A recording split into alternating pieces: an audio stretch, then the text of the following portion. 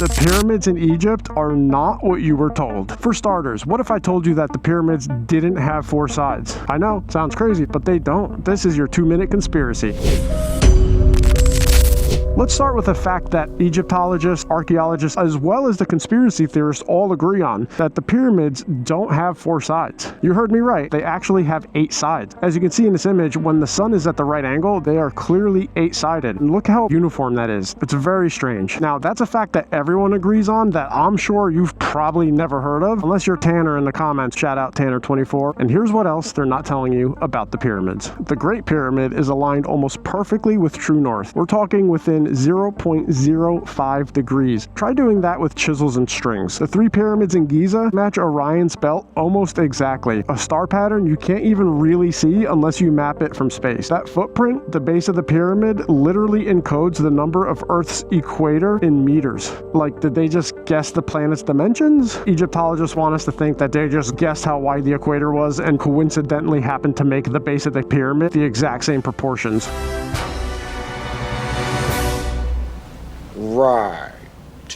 Coincidence. 2 things that I think would be hard to do. 1, knowing the size of the equator, and 2, applying that to a structure. Now, there's some researchers that believe the pyramid was never a tomb at all. It was actually a hydrogen generator, or potentially a wireless energy plant. Think the Tesla Tower, only at least 4,000 years before. And that's the other thing. Researchers can't even agree on the age of the pyramids. Some will tell you that they are 4,500 years old, but there are indicators that even certain archaeologists will agree indicate the age of the pyramids are significantly older than what's accepted today in mainstream Egyptology. And speaking of the tombs, did you know that not a single pharaoh has ever been found inside the Great Pyramid? Not a single mummy or a sarcophagus. Even the hieroglyphs inside were thought to have been added later, as in the Egyptians may have inherited the pyramid, added some hieroglyphs, but didn't actually build it themselves. Let's touch on the iconic Sphinx that sits in front of the pyramids. There's researchers that believe the head was recarved and that it was way older than Egyptian civilization. There are specific water markings around the Sphinx in the pyramid site that would indicate that it was built before there was a great flood around that area, which could indicate that the pyramids and the Sphinx were actually built prior to the last most recent flood, and that's going back to the Younger Dryas period, at least if not significantly older. I just want to add a personal touch to this. When I was younger, I did granite and marble fabrication for 7 years. I've cut it, I've shaped it, I've moved it. I know what that takes. What they did back then with those massive blocks that they quarried from hundreds of miles away and brought to that site, we can barely do that today with our modern technology. I'm speaking from direct experience. As impressive as that is, there's a lot of things I didn't touch on, so expect a follow-up pyramid video soon. Thanks for watching. I'll see you on the next one.